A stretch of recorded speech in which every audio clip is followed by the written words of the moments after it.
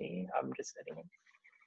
Yeah, so I'll just start off with trying to explore or actually try to get a background from Steph. Like, how many times have you done your pitch sessions with investors in the past? What was the kind of experiences that you have?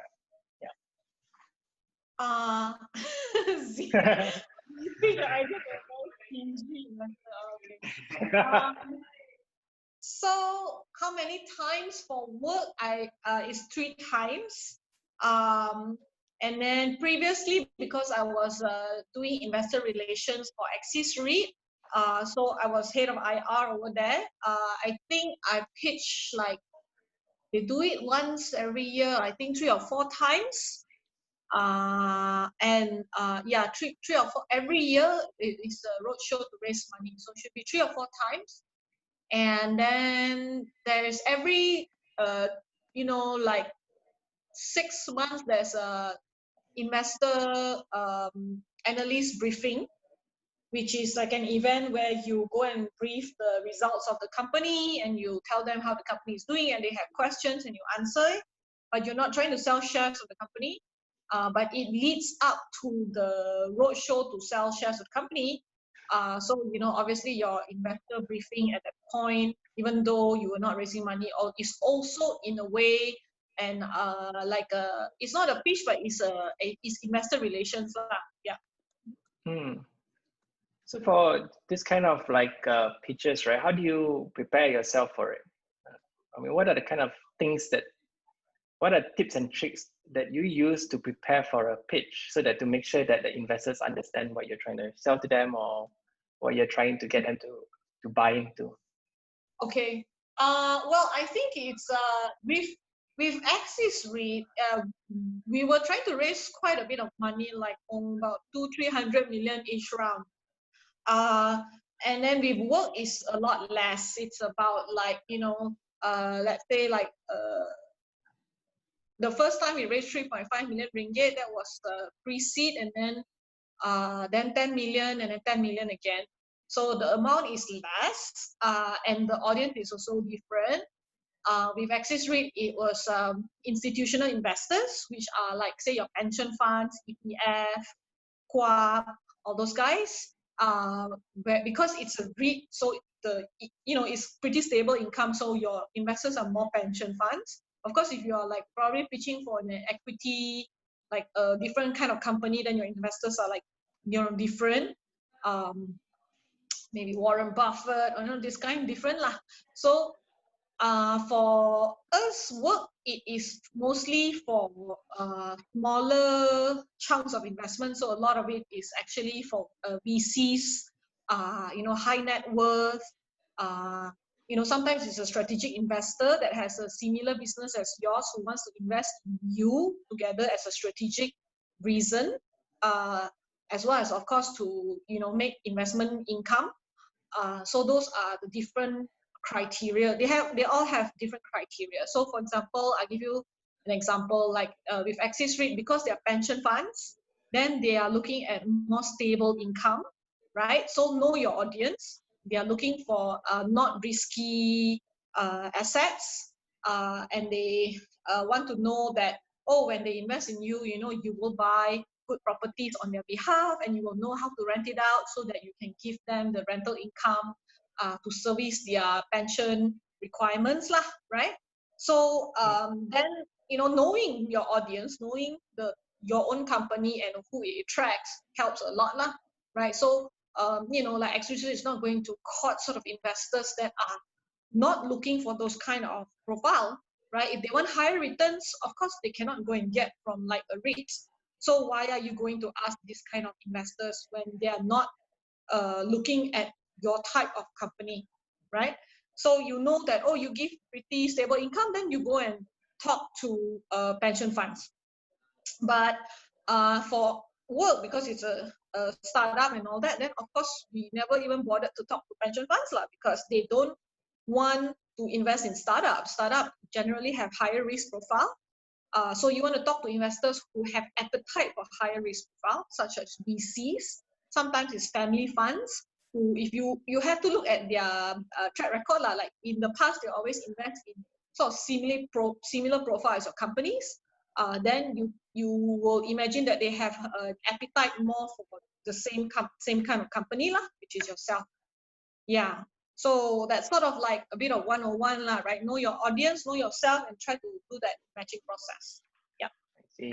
Okay. And going on with some of the questions already in the chat group, like Z was asking, right, when you're preparing for a pitch, how do you pitch your idea to, how do you prepare to pitch your idea to a very kind of like hard investor?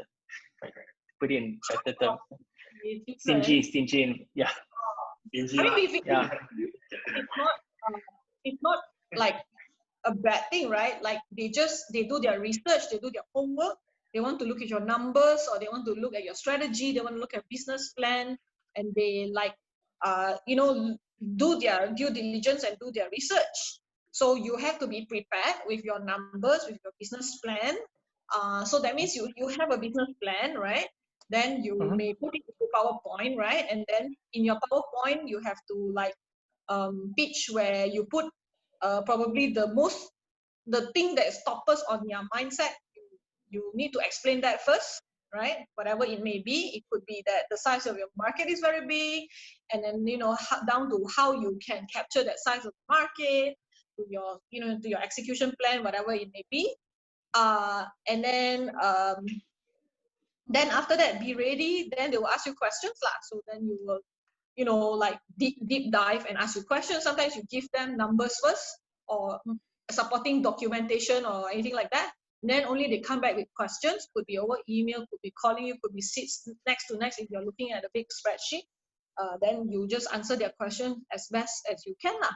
So as you know, then you need to be prepared to answer all their questions. So it all goes back to the strength of your company and your business plan lah, right? Like when you do a business plan, it has to make sense. Then only you can explain things properly to people, right? So I would say, investor relation is like, I'm just telling you the top level, which is, you need to,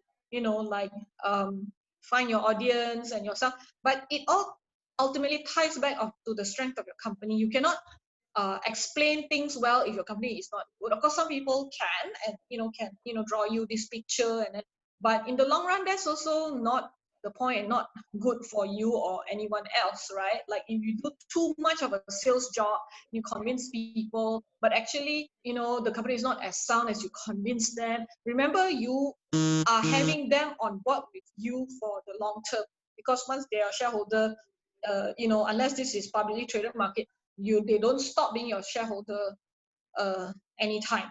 It's like a pretty long-term journey. So you also want to start off the ground with a lot of like trust. So most important, you have a good business model. You convince yourself, because you are the investor as well. You're going to put in your own time into this, and you're also sacrificing salary and all that. You convince yourself it's a good business. You go through the numbers yourself. You like the business plan, everything.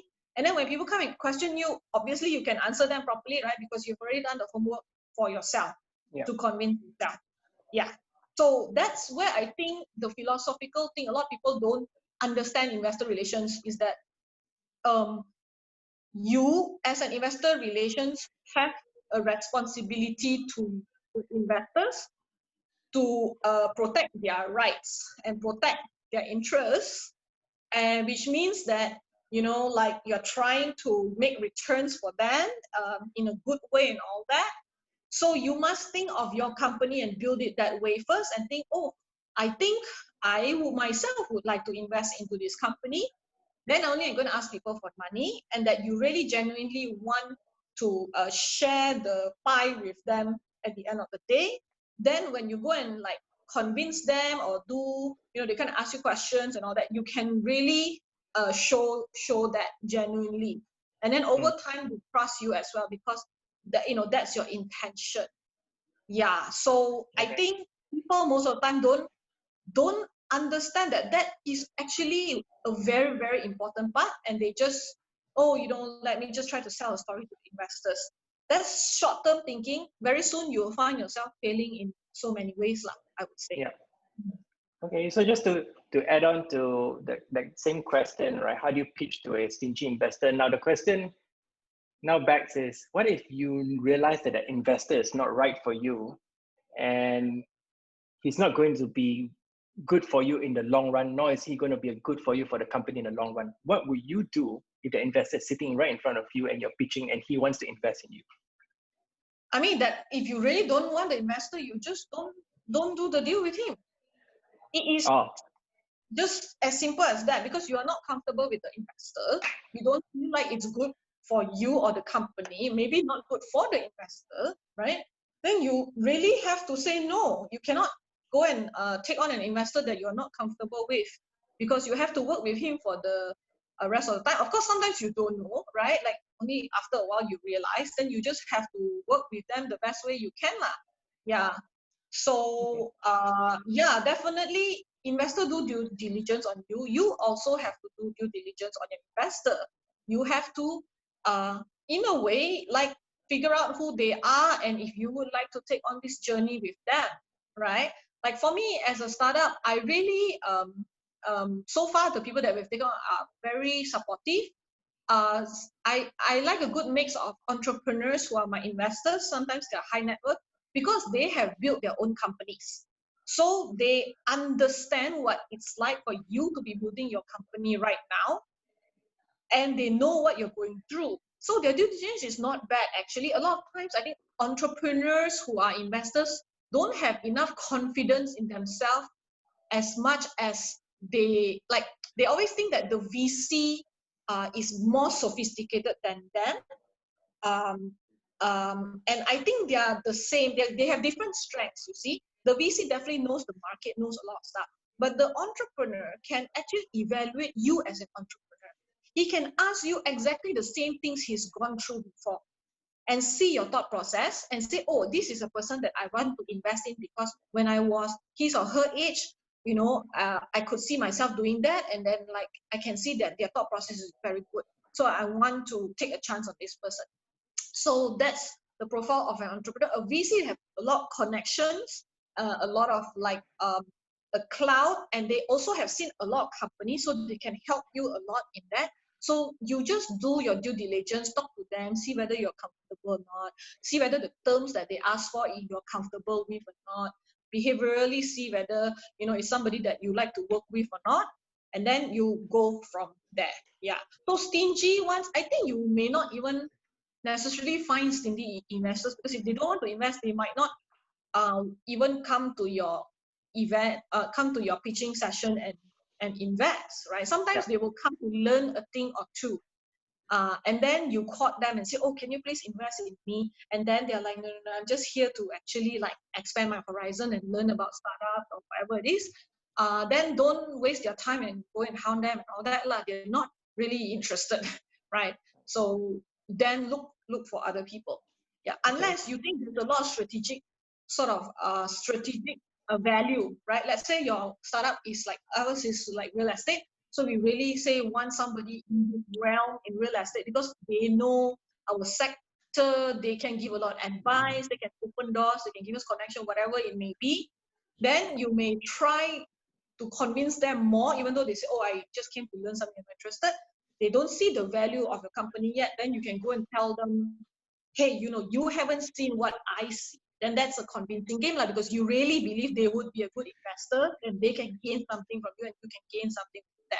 Then that's when you need to up your convincing game, your deck, your story, you know, your business plan and all that stuff. Okay, great. So just a kind reminder to everyone in the group, if you have any questions, just put it in the chat and then I will ask those questions to Steph. So going on with the next question, Chinta actually asked, how do you tell your startup company story? I think a lot today, a lot of investors want to know what's the story behind the company and where that story is going to go into the future. It's going to mean a lot, not only to them, but also to the customers they serve. So Chinta's question is, how do you tell your startup company story, especially when it is at a stage of pivoting? Okay, so your story you can ask Richard. He's very good at how to tell a story, any kind of story. You know, because when you pitch, you do need to, you know, like tell the story, right? Like, and you need, it's good to be good at it. Of course, some investors are very astute. You don't have to sell too much to tell such a nice, you know, well coherent story. They are very focused. They can listen. But of course, some investors, or potential investors, they may like zone out or whatever, then you want to be good at storytelling. But I think the important thing is you need to build a good business model for yourself first. Then only you can tell a good story, right? Because investors are also not stupid. They come, they can see that, oh, this your explanation makes sense. They'll poke holes and all that stuff. So it has to be solid. So to be solid, like then you become an entrepreneur mode already. How to be a good entrepreneur? It comes to that.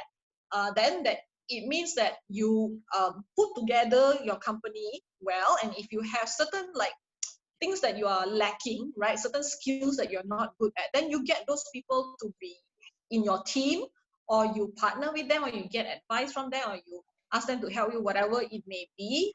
And there are those people called like, chief financial officer for hire, chief, that they know the market a little bit more. They are like maybe market analysts or kind of investment banker kind of people, and they can see like, oh, this market is very big, you can tackle it like that, and the market is good and all that, so you should tackle this market. Okay, and where the market is heading, they can sort of like predict some stuff for you.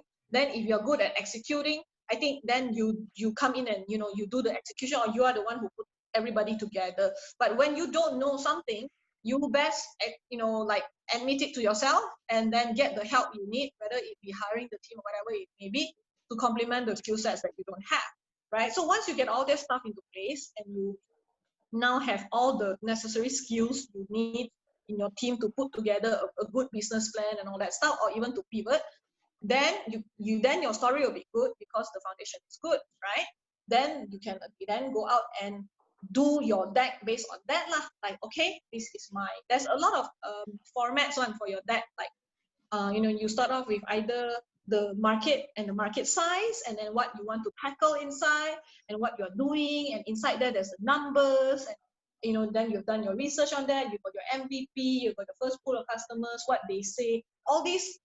That is very standard sort of like, deck, like structure one. You just go online and Google, and there should be some good ones, or you just, if you know of a friend who has pitched before, you can, and they don't mind showing you their investment deck, you can ask them for it, and then you can just follow their same sort of a structure lah.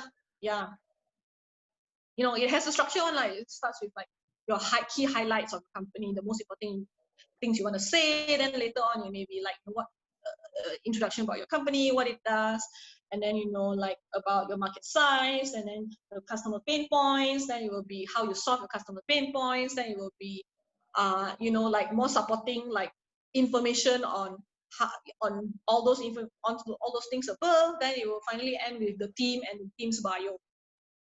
Like, yeah, I mean, I've been into Stephanie's pitch rounds before, and I realized, well, a lot of the values happen when you can tell stories of what has happened during when the business was running, what is the kind of value that is being given to the customers, and how did the customer respond to that.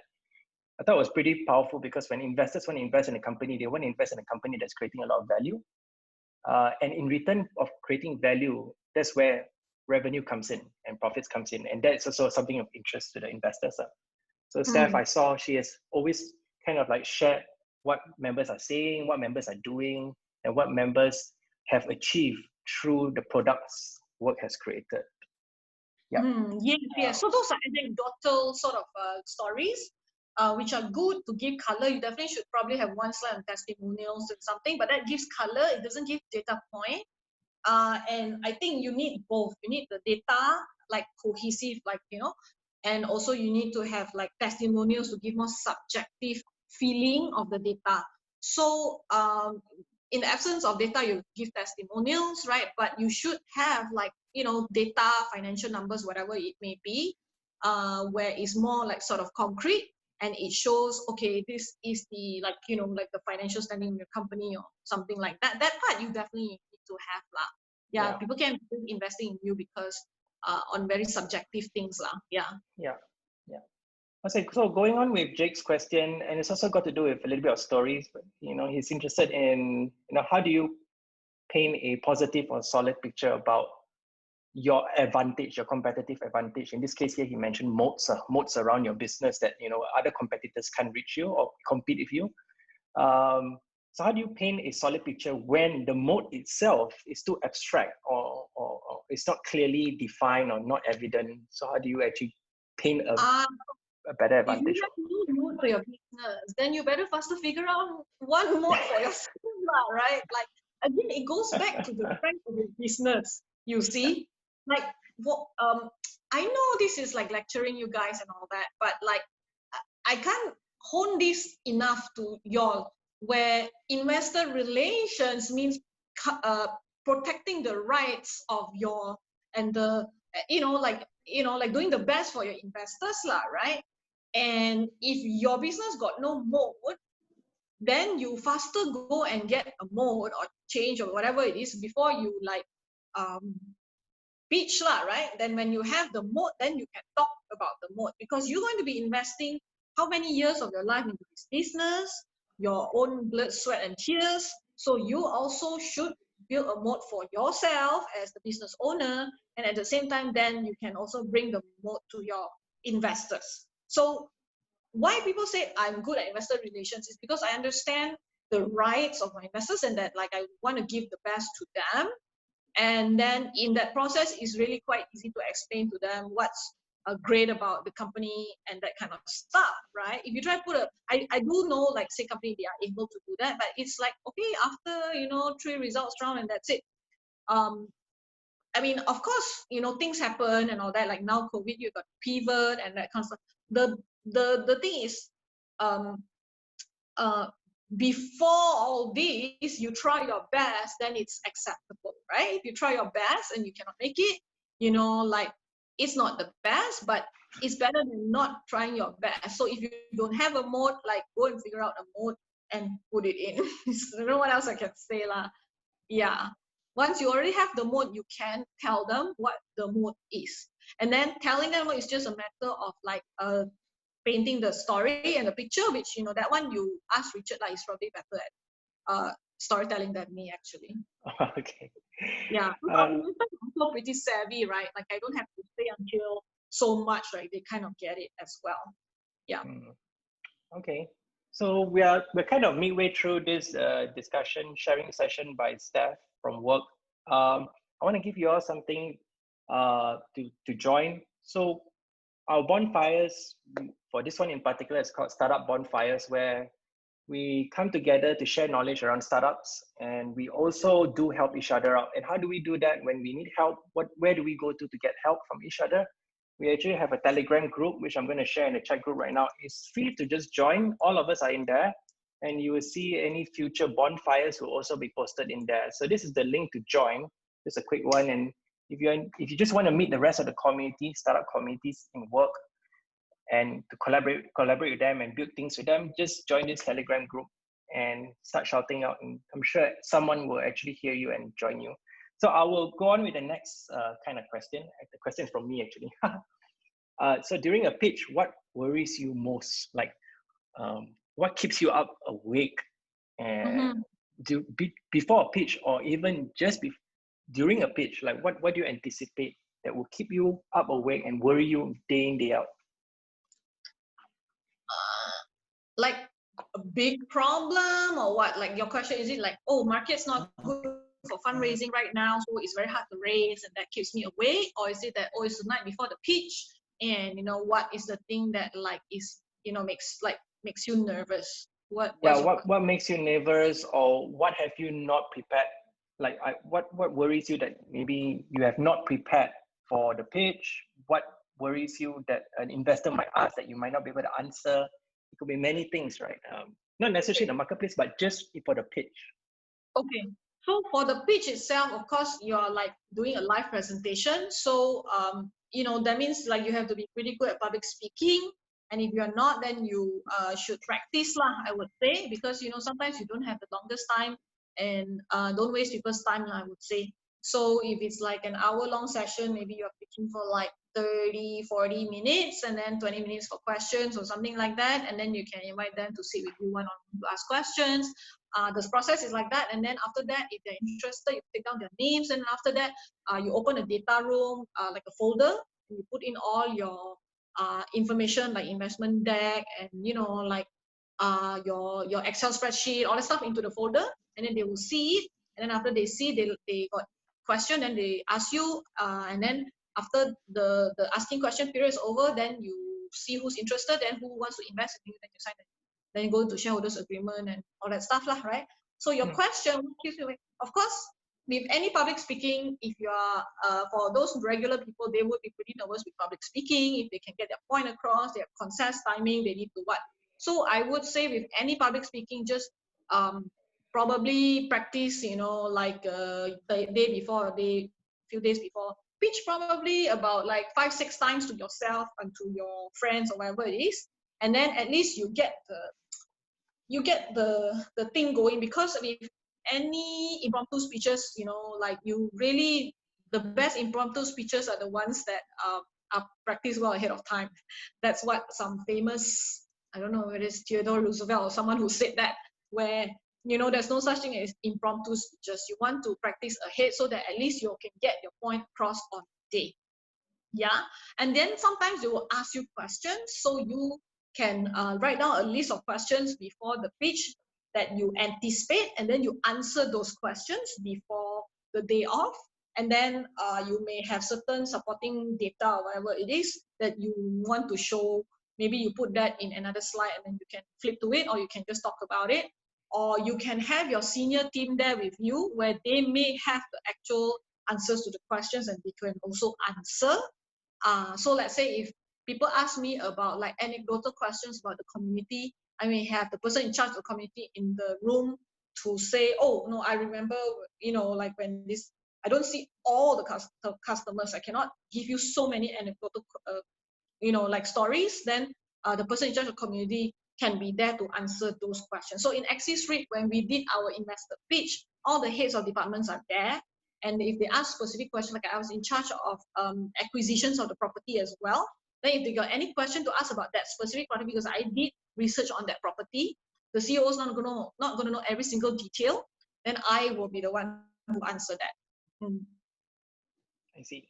Okay, great. And we got another question from Chinta. As an early startup, what do you think would be the best way to convince an investor or VC to give you the chance to pitch to them? How do you open the door? Okay, it has to make sense business-wise to them. Presumably, they are like an investor that's looking for returns. So what kind of returns they're looking for? What is their risk profile? You get the right investor for you. Maybe somebody in the same, they want some strategic investment, right? And then you get them in front of you, then you pitch lah, right?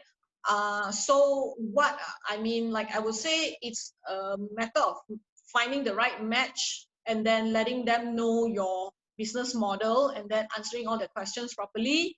And then making sure that I think in many ways also the valuation, people who are more seasoned will tell you don't ask for too high of a valuation. It comes back to this, like I always say, don't be too greedy as a startup founder, because like, I mean, firstly, you know, you do this, you want to make money for investors, then don't be too like, like trying to protect and all that stuff. Or like, yes, protect like your rights and their rights. They also don't want to be cheated. So make sure that in the, shareholders agreement, there's things that say like you cannot go and buy Ferrari for yourself, that kind of stuff, right? Like you want to ensure that they are protected also, because if they don't feel protected, they also don't want to invest. Then you also protect your rights, where if you work hard, then you also get something back from this. And if they put money into your company, they take some risk. If you work and you make something out of it, then they get something for it, right? So once you can do that part, then you can explain to them, okay, this is your rights, investor, and I'm protecting it this way. This is my rights, and I'm protecting it this way. And normally it's a nice marriage, because the entrepreneur wants to work and create value for the company. The investor don't want to work. The investor wants you to do the work, but the investor take a risk in taking their money, their hard-earned money, to put into you, which they may lose, right? So it's a nice marriage already. You want to work, they want you to work. Okay, done. Then it's a matter of ensuring that your work can come up in value in your company, which is where your business model, all that stuff come from. Then after that, it's a matter of protecting each other's rights and being sort of fair about it, and having a structure where you guys can work together to do something. So they are usually very interested to help you in, say, opening doors for you, connections, whatnot. If they are a company that is like similar sector as yours, then they can help you. They know some stuff about your sector, right? But at the same time also, like, they want to ensure that you're not going to have any like do anything wrong to them, anything bad to them, that kind of stuff. And then you also want to ensure that they are supportive of you. So your agreement with each other has to have that structure inside there. Then okay, everything is set. Then you can move forward from there and stuff. Yeah. Yeah. So to add on to Chinta's question, right, for clarity, is that if let's say you are a new startup in the marketplace and you haven't gotten any investment before, you haven't spoken to investors, now you want to try and pitch to an investor, and it's not your usual in the room kind of investment, it could possibly be in the hallway. How big is that window to convince them that they should at least give you a chance? Like how big is that window? They have something called like an elevator pitch, right? 2-minute pitch, that. So you might want to pack them down, the biggest thing that you want to say to someone if you're stuck with them in the elevator. Sometimes it can be longer than that. People will give you like at least like 10, 15 minutes. It doesn't have to be 2 minutes. And then, like, you need to do your research on who has the highest probability in investing in your startup, right? Let's say in Chinta's case, if it's like for home healthcare, that kind of stuff, go and see which investors have invested into this kind of thing before, or they have like, let's say it's a company, it's a conglomerate, whatever, it has certain arms that are related to this, right? Then you go and then you see they have also done investments and they also have fund. Then nobody's going to make a new fund for you to like invest. Like, it is already part of their ongoing exercise. Then you can talk to them. You can talk to like the usual suspects of all the VCs as well, and all that. And usually it's a matter of getting your cornerstone investor, the first investor that will do all the valuation, that will do all the due diligence and set the valuation of your company. And when that investor says, okay, I will do all that work, then they will usually be able to bring in follow-on investors, which then you don't have to find yourself, or you have these kinds of investors, but they don't want to do the due diligence to say, I'm the lead investor. So you find a lead investor, he will do all the due diligence, he's comfortable, then everyone else will follow on. It could be people from your Rolodex instead of the lead investors Rolodex. So that lead investor first. If you're a small startup, get that lead investor first and talk to as many people as you can to get that lead investor, and then ask for feedback after you pitch to them, and then they will tell you how to improve your pitch, or what's wrong with it, or what's wrong with even your company, whatever it may be, and then you improve from there. I think they're happy if they cannot or don't want to invest in you, happy to give you their feedback. Yeah. But sometimes, like I say, if you hire like if you have market knowledge and all that, great. If you don't, then you might want to hire one of those like chief whatever, like strategies, whatever, for hire, because you don't need a lot of strategy in a startup, right? Once in a while only you need strategy, so you don't need to keep like have a full-time strategist or something like that.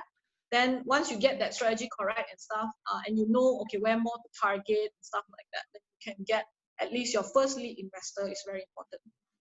Okay, great. Another question from Anusha. What is the single important thing an investor is looking for? Which matters more, the business itself or the person behind the business?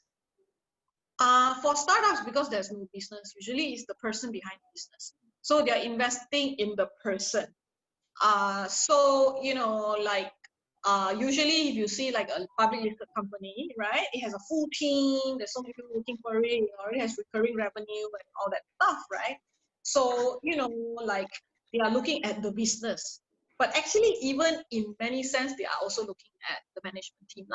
More so in a small startup, because there's usually nothing actually, right? Maybe there's just an MVP or something like that. And they want to see that the founder can build something from the very little thing that it has right now. So it's always the founders, and always the founders. Whether the founders can solve problems, right? They have good intention, they are trustable, they are smart, all that stuff. Yeah. I see. Okay, great. From Jake, what's one thing you wish you have done better on your first fundraising pitch for WORQ? I think the first pitch and the last pitch is very difficult. The second pitch is not. The first pitch is that we have nothing at that point. We laugh with our first round investor and say, oh, you guys really took a big chance and that kind of stuff. And then, no, we had nothing at that point, only a PowerPoint deck. It was literally only a PowerPoint deck. And then they always say, oh, it's okay, you guys have a dream, you have a dream. Now, do investors only invest on the dream? I suppose in our case they do. But the dream was substantiated a lot with like facts and numbers and that kind of stuff. The last one we raised right after this WeWork fiasco and before COVID, and a lot of people tell us just wait until the whole thing blows after, and then only pitch. But I was like, I'm not gonna let this thing stand my way. I'm gonna do it. Okay, get it done. And we did. So testament to like Richard and WORQ and all the team that can get it done even in these difficult times, right? And so I think those two fundraise was difficult. How we were able to do it was to say the first one is that now the first one WeWork is the boon, the good. The third one WeWork is the bane because they like had a whole fiasco and it was really having to like defend ourselves against the market's problematic news of WeWork. The first one is WeWork is doing very well, and how can we also do well like them, and they are in that industry same as ours, right? So we have to do the market research of how big this market is, what is the promise of this market, what's the potential, and what's the problem nowadays with real estate and all that stuff, and what is our model to tackle it and all that. And we sell that idea. And then we also were not too greedy in us. We were very reasonable in our valuation, asking for the valuation. And we like tried to balance like if you have some risk you want to take care of, we ensure that we give it to you. We're not too stubborn. And then we're also not too, how to say, like protective of like information, where I do know some founders, they may be like, I don't tell people after they copy my idea. We tell everyone, and of course some people can take the idea and do it themselves. Some people do, and then you're like, why? But an idea is just an idea. You should just be fine with people copying your idea and do it. And yes, they will, and you will see the competitor in the market, and you will be like, oh my God, why did I, open book and all that stuff? But at the same time, after a little while, you can see that they also maybe don't 100% have the what, then it normalizes, right? Sometimes it takes a year or two, whatever it is, but don't be too, because I've got friends where they don't want to tell anyone. So we cannot help him raise money for his case. And we cannot help him find inroads because we don't know what is his business and what he's doing and all that stuff. So how can we help him? When I like we have quite a few of these friends, we really wanted to help them, but we just couldn't because they're not willing to share exactly what it is their business is doing. Yeah. And one of the things that I've learned also in the entrepreneur scene is that competitors, as challenging as it is trying to compete with competitors, is that if you look at it on the positive side, they're actually there to push you and inspire you to be better in the marketplace. That's one thing. And the second thing is that if you don't share or at least share your ideas with the people that you trust, or in the marketplace, you will not be able to evaluate it. And there are a lot of things that will be hindering you from actually going to the marketplace. So this is something that I guess is aligned with Steph's sharing. Yeah.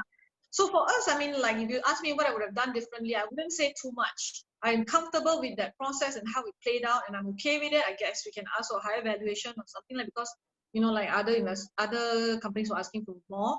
But again, don't look back and be like, oh, like don't be so greedy. Like Andrew and I can live on very. We don't need an extravagant lifestyle, and enough is enough. So then that I think helps a lot in the success of the fundraise and the company itself. Now you don't ask for too high valuation. I think it's a reasonable thing. I do see a lot of founders, they are like greedy, they ask for too much, and then like the investors lose interest. And the worst thing is they look at you like you cannot even make sense on your valuation calculation, why should I even invest in you? Sometimes an investor should think, next time if I become an investor, I'll think, if this person cannot even come up with a good financial model, know how to value a company properly with, you know, like whatever valuation methods that are out there, and ask for something so ridiculous, they clearly don't have a sense, normal logical sense, right? And if they don't have normal logical sense, how can you be an entrepreneur? To be an entrepreneur, you must have normal logical sense to balance the equilibrium for the market to happen, right? Like, you know, supply and demand to happen. You need to always balance your pricing, how you want to price your co-working space product, you know, how much you want to pay your employees, all this stuff. You have to have that balance. You cannot even do that for your own business model now in the beginning. I start to question, maybe yes, you can, but you just want the whole upside and you ask for it. But then that begs the question of, are you a reasonable person that I want to deal with? And, you know, that kind of stuff as well. So yes, maybe the company is valued a lot and the investor don't see it, then okay, then that's a different question. But I think showing reasonableness is part of the criteria that investors look for as well. Okay. All right, so we are almost to the end of the discussion, and I've got another freebie for all of you. So WORQ has just launched its beta community app. We call it Spark, and what it does is it helps all of us to kind of meet each other, to collaborate, to connect, to share ideas, so that we can better prosper together. So we actually built this community app that simulates kind of like a community manager that we have in the space. And it's free for everyone to use. Even though you're not a WORQ member, you can also download it and have access to investors, entrepreneurs, techies, dreamers, freelancers. It's all inside, and the community is growing every week. I'll just post it in the chat group here. Free for you all to download, Play Store, Apple Store. And just take note, it's only on invitation basis. So there's a referral code that you need to key in, which is YR3JY. It's only for invitation right now because we're still in beta mode, but we're opening up to the marketplace already. So I guess the last question that we can ask Steph is, and this is going to be a hard one, Steph. What are some mistakes you have made that cost you the deal, that have you lost the investor that you wanted? At the end of the day, I look at the whole fundraising process as a whole. So, you know, like if in the end I get the amount that I want to be raised, and I want kind of terms, and then I also want the kind of investor mix of like the profiles that I want, then I call it a success. And I cannot go and we definitely pitch to more people than ended up investing in us, because there will be quite a lot of them who reject your proposal, right? So you want to go through your rounds. That's why it's called a roadshow. You go roadshow, many times, many people. You go to different cities. You know, go to Penang, go to Singapore a lot, because that's where the financial markets are. Sometimes we end up in Hong Kong or whatnot, definitely KL. Then you, like, when you go to Penang, you try to line up all the people that you talk to in like 2 days that you are there, and you quickly tell them, oh, I'm here, you know, do you want to meet me? Oftentimes, if you're coming from another town, they do want to quickly take the chance to meet you, even if they're not super interested, just to like keep pulse or something like that. Especially if your startup is like quite, you know, like in the realm of industry that is like getting hot or something like that. Sorry, so what's the question really? What's the thing that yeah, what are some mistakes that you have made in the past that cost you the deal, yeah, you lose the investor that you wanted? right? So you pitch to a lot, then some people will be like, you know, you make mistakes, and then they don't want to invest in you, and then some people would be like, okay, I want to invest in you. And sometimes you just in the beginning of the process never know how it's going to end up at the end of the day.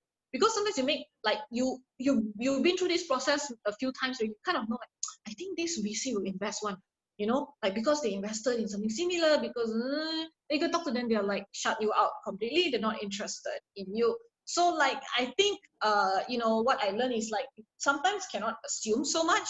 And then sometimes when you get some investors, you'll find that actually they know other investors. So when you get that one or two investors, they bring in the rest of them because they are in the same investment circle or something like that. So you want to target that. But mistakes, I think there's a lot of small mistakes along the way where we have, like make assumptions. Like I thought this investor was definitely going to invest in the last round, and he didn't, right? In the end, the profile is the right kind of company, right kind of sector and all that. It's just that they are, I don't know, like it's, in the end, I think it's an assumption that I had made, and then I realized that a deal is not done until it's done and signed on paper. Yeah, so sometimes even at the end, an investor can drop out, and so you assume you got X amount, but actually you ended up with less. So sometimes you might even want to go and line up a little bit more than what you're looking for, because some people could suddenly change their mind, something like that. That's happened before. Yeah. So this, I wouldn't say they are mistakes or anything like that. It's things to look out for, and don't assume too much lah. Yeah, because you're so excited, this investor is gonna come, they're going to take everything, then you overlook some other investor, then it's like, oh, then like that other investors don't want, then like, something like that. So yeah, you don't know. Okay, all right. So I guess thanks, Steph, for sharing so much information. We got it all down on recording for future reference. I believe we've learned a lot from you. Yeah. It's 5:52 now. Is there any last remarks that you want to give? No, I just want to ask the floor whether it's useful. Like I hope I can share something. Yeah, and like if you wanted me to share a little bit about how we build WORQ, because I think investor relations a lot is just like one section of the whole thing, right? Like you want to have good investor relations, you should have a good company. At least try your very best. Like no one's going to they understand that it is investment, right? It's not a loan. So like how to say, they want to minimize their risk, but they also do it in their portfolio management for their risk. They may not put their entire portfolio, put a little bit to ensure that they manage their risk. But yeah, anyway, just want to ask the floor whether it's useful or not. Good. If it's thumbs up, I'm sure it's useful. Okay, good. Yeah, glad that I can share my experience with you guys. Yes. And yeah, good luck to all those people trying to raise money as well. Yeah, I see some thumbs up, some good. Definitely, Anusha say thank you. Chinta say good. Yes, and definitely from our side, Yinsi said thank you for sharing. Really appreciate it. And it's definitely insights. I mean, some of us don't have experience in pitching, and it's something that you've shared that's an insight for all of us. Jake said yes, thank you. Yep. Oh, all right, so I'll just conclude our startup bonfire. Remember, there's a free Telegram group. Just join that one and just be part of the community. There's also an app that we are building for all of us so that we can collaborate. Join that one too, and then look out for the next startup bonfire. I'll be arranging more for everybody. Okay. All right. Thanks, Thank you, everybody. Bye. Bye. Thank you. Bye. Have a good weekend. Bye, Cinta. Bye, Tasha. Bye. Thanks. Afdal also here. Ashra, Anisha. Bye. Bye.